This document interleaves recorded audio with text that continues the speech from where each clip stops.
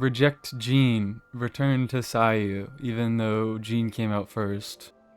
What are we doing today? Hehehe. Hehehe. Hehehe. Hello. So, something that I haven't been able to shut up about since the release of 5.2 is that a lot of bad reactions got pretty significantly buffed. Both Overload and Electrocharge already had pretty decent teams that didn't actually rely on the reaction damage, so the buff was nice, but it certainly wasn't necessary. Superconduct is still pretty bad, and it's not something that you want to build for reaction damage, but the big one that a lot of people have been focusing on is Shatter. Shatter happens when you hit a frozen enemy with a blunt attack. It will unfreeze them and then deal a small amount of physical damage based on your EM. Usually that's just a normal attack from a Claymore user, but there's some stuff like most Geo attacks are blunt damage, and Candace's third normal attack is also blunt damage. There's weird exceptions like that. Before this, it was really only intended as a bad thing. Freeze is good because it makes enemies stop attacking and stand still, and also there's the Blizzard Strayer set that gives you a load of crit rate for attacking frozen enemies, and Shatter just didn't do enough damage to make up for that lost value. It's still an annoying reaction to work around, but it's way better. It rewards you much more for putting in all that effort. And you've probably seen things like Shatterbloom Cave, or Shatter Cucino or Albedo. But let me tell you right now that those are all distractions. Those are leading us away from the character who really got buffed the most by the Shatter buff, Dory. Now, Dory is generally regarded as a pretty bad unit, and to be fair, when she came out, she was really bad. She offers a nice combination of some healing and some energy recharge, but it's attached to her burst, which has a pretty slow tick rate and is also only single target. So while she seems useful, she's not really. What really saved her was the combination of Farina and her C6. Her C6 turns her into a full party healer. When she uses her skill, she gets an Electro Infusion, and if she hits opponents when she has that infusion, she'll heal the entire party. And 4% really is not a small amount, because Dory has a 2-hit for the second hit in her combo, which both of those hits will heal. So the team that me and the other 7 Dory mains usually would play her in was this one. What you can do is start your rotation, use a little Dory, build up your fanfare stacks, trigger some hyper blooms, and then swap into Tainari into his charge attacks. You could do a few other things, but just the combination of being a full party Electro healer meant you were best off doing Farina Hyper Bloom. But now, after the release of 5.2, she basically has an extra new point of identity. She's an Electro unit, she's a full party healer, and she's a Claymore unit, meaning she can trigger Shatter. So she offers the perfect combination of attributes to make a team like this work. You can still use Nahida in this slot, but I like DMC better. I'll talk about it later. Most of the team's build is pretty normal. You know, Golden Troop Farina, obviously, Emblem Rosaria, Deepwood Trav. Dory is the only one that's really weird. Thundering Fury I always use because I like my Electro carries, and I like Thundering Fury. I think it makes her rotations a little nicer, and also it boosts your reaction damage a little bit. But realistically, something like Gilded Dreams could also be pretty good because she's full EM. So you'll see that even though this team looks kind of random, Dory is actually a perfect slot into it, and it wouldn't work if she didn't exist. As a full party healer, she enables Farina, which talent damage isn't the focus of this team, but both Rosaria and DMC do have significant talent damage scalings. And of course Farina benefits herself with her buffs, so her already stupid damage goes even higher. Rosaria is here first, number 1, because she freezes, allowing you to get shatters off. But number 2, the combination of Cryo and Electro creates the Superconduct reaction, which shreds physical resistance. And while we're not doing significant physical talent damage in this team, reaction damage is affected by resistance shred. So any shatters we're getting are boosted by that physical res shred. And we can pretty easily splash Dendro. Because Dendro doesn't interact with Cryo, there's no real risk of messing up our reactions. Dendro just gives us access to more high scaling reactions like Hyper Bloom to supplement the shatter damage.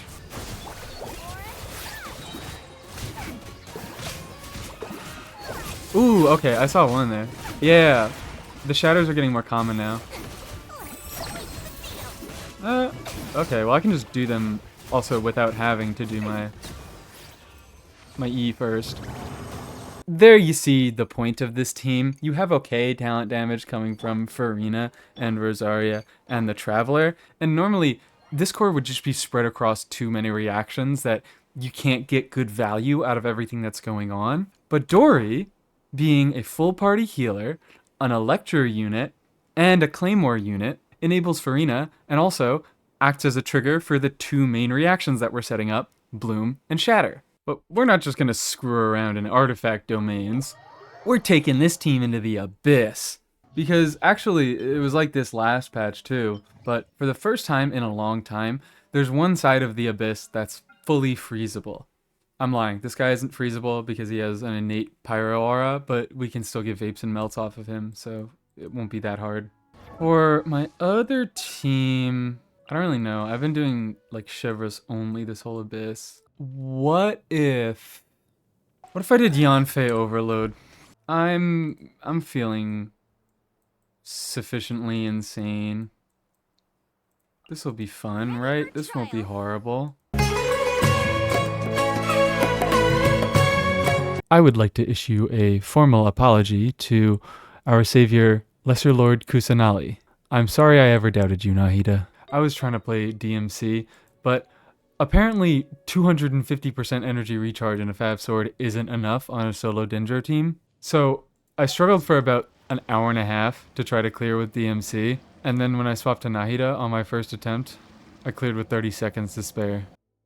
Alright, this is now editing Mies because I'm not good enough at the game to play this team and talk at the same time. But while the Abyss footage is playing, I figure I can go over the team, talk about little tidbits that I learned while I was trying to clear. The first thing that's actually really important is Frozen is a unique aura. It looks like a cryo symbol, but it isn't. It has some like energy emanating off of it, and it is very slightly different from normal cryo.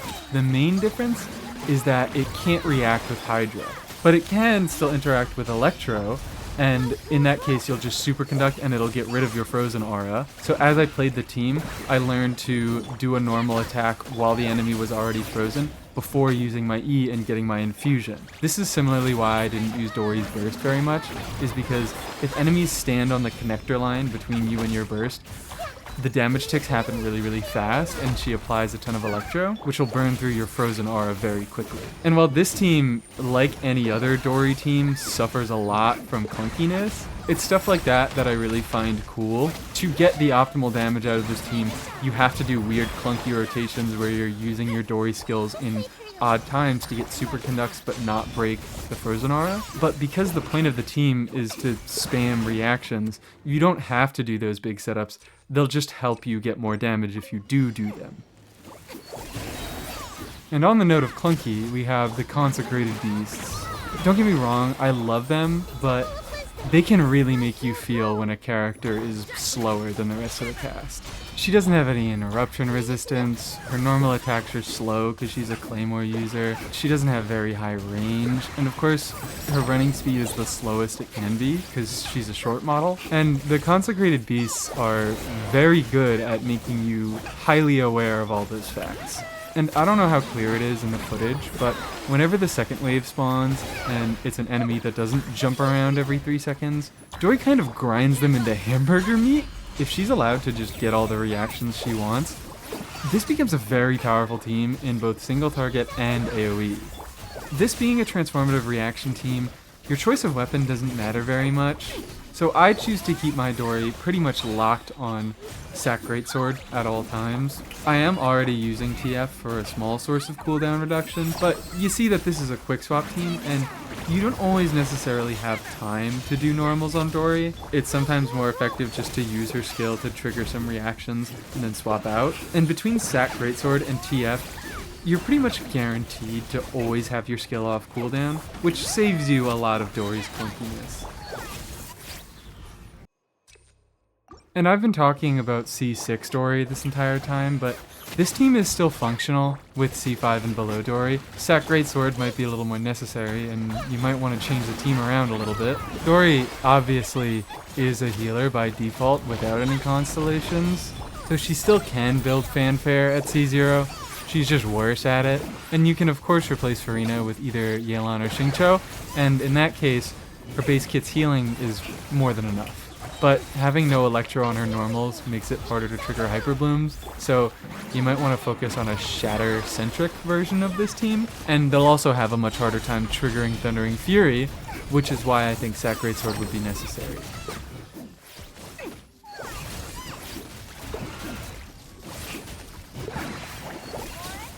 Your journey ends here, Lord of Sand.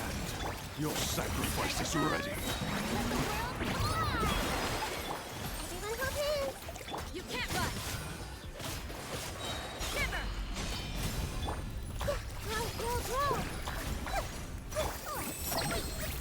Pound it to the ground!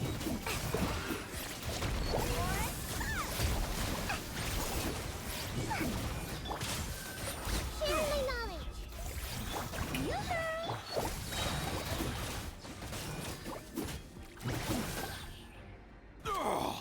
That's it from me today. Dory has always been my favorite little treasure goblin, and I am so happy to continually get teams where her exact set of attributes make it all work.